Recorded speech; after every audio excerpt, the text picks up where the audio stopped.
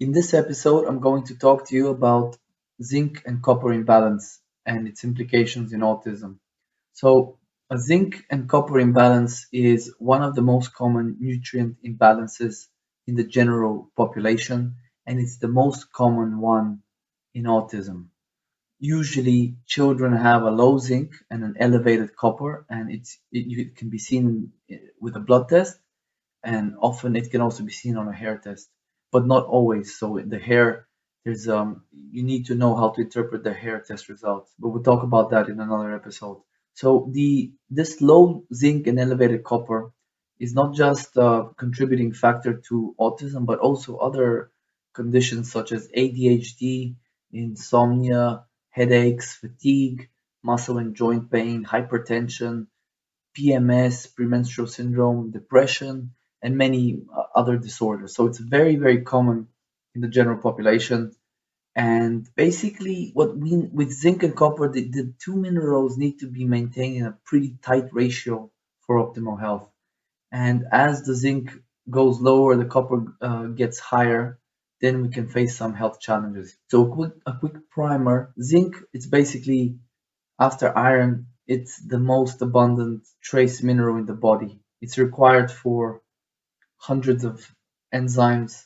It's found in the brain, muscles, bones, kidneys, liver, parts of the eyes even. And zinc plays an important role in the immune system, its immune function, brain development, brain functioning, neurotransmitter regulation, wound healing, protein and DNA production, cell division. It's required for proper taste and smell and a ton of other things, right?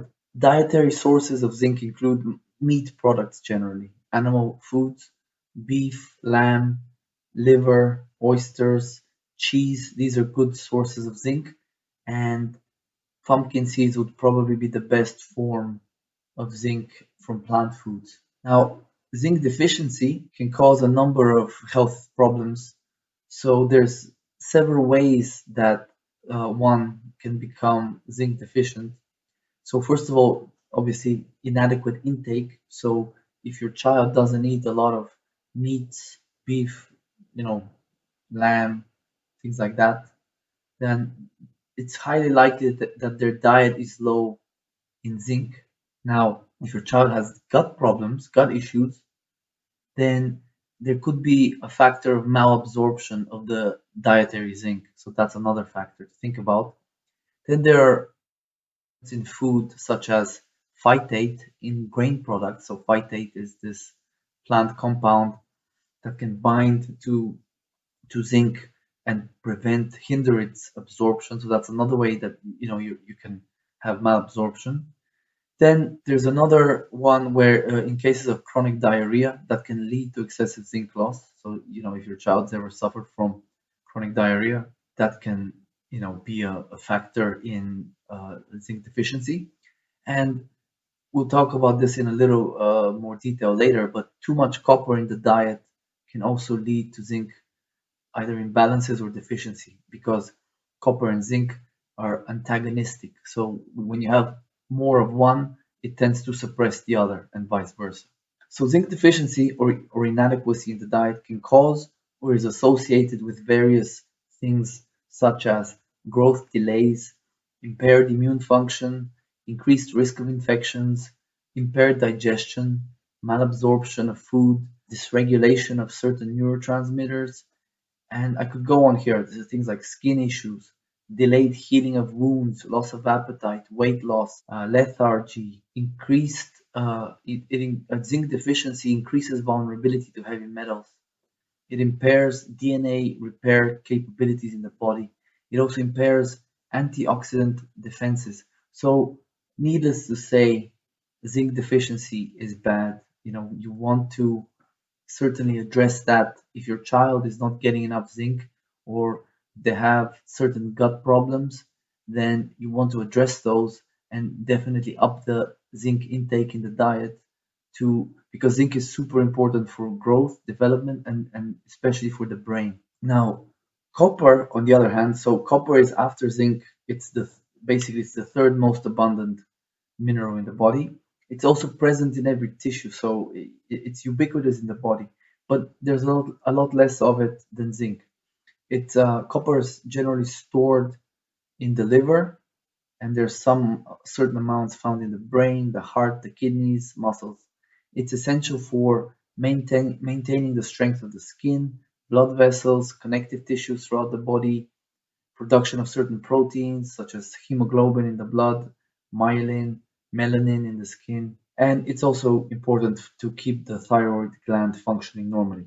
Now, here's the issue with copper.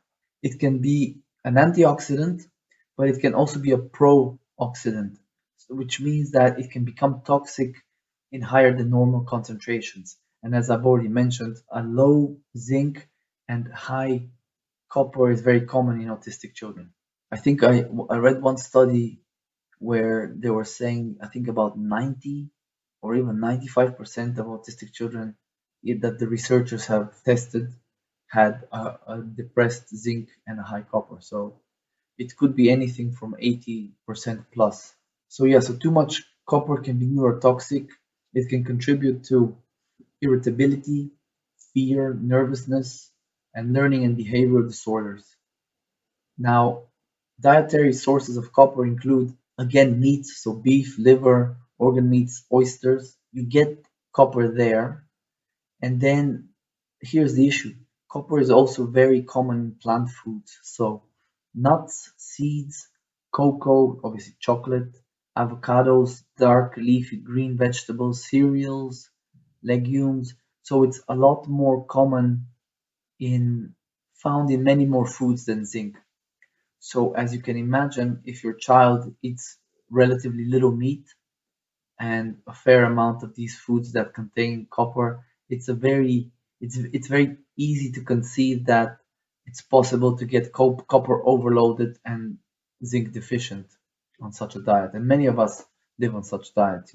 For example, vegetarians, vegans, they certainly have a very copper heavy diet and fairly often too low in zinc. So as I mentioned, uh, elevated copper can be detrimental to our well-being. It can contribute to emotion, irritability, fear, nervousness, etc. Like I already mentioned, it can also increase the oxidative stress in the body. So this is a process that causes damage to our cells and their contents. So it basically damages cell contents, and these cells could be in the brain, the central nervous system. So this can affect behavior. And elevated copper or too much copper can cause disrupted functioning of critical neurotransmitters. So again, this can have implications in the brain and so forth.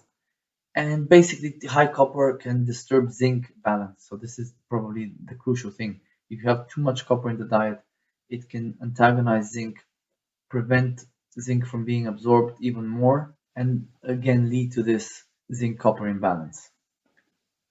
There are some studies I cite in my book where the researchers looked at zinc, copper, and autism severity. And what numerous researchers have found is that a low zinc and a high copper correlate with autism severity. So generally, the children with the low zinc, high copper tended to score higher on the autism rating scales that the researchers used.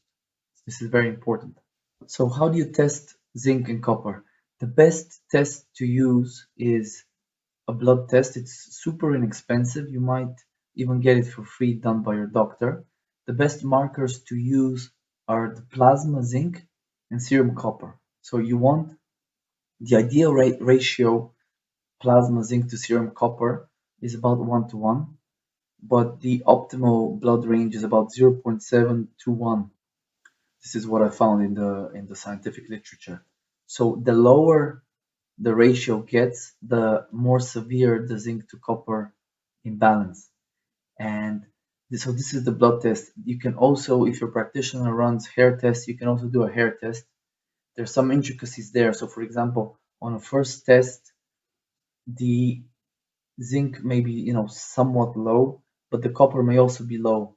And then over time, as you start supplementing zinc, the body may start pushing copper out, and it will generally be seen in the hair. So this can cause a sudden spike in the copper in the hair, right? In other instances, you might see an elevated copper on a hair test, and as you start zinc supplementation, which is obviously one of the key nutrients that you will use with your practitioner's guidance to balance your child's zinc and copper. So when you see an elevated copper on a hair test, it generally means that there's a lot more there. And as you start zinc supplementation, vitamin B6 supplementation, vitamin C, and things like that, what will happen is the body will start pushing zinc out, and it will go out of the body through various mechanisms, but one of those is the hair. So you might see an even higher copper on a hair retest, and you might be able to see this for several months while your child is eliminating the copper. So these are kind of the basics around, what is zinc, what is copper, what are they important for, what sources of them do we have in the diet, and of course I went over why it's so important to test your child's status, either with blood testing, hair testing, or both. I probably recommend both at the start. And in future episodes, we'll cover this in more depth again because it's, like I said, it's probably the most common imbalance in autism. So certainly not a difficult one to get tested and kind of bring back into balance. So definitely something you need to think about. Talk to your doctor or your whatever other practitioner you're working with, and see if you can get your child tested as soon as you can, because like I said, this is low hanging fruit for you. So thank you for listening to this episode, and I hope to see you on the next one.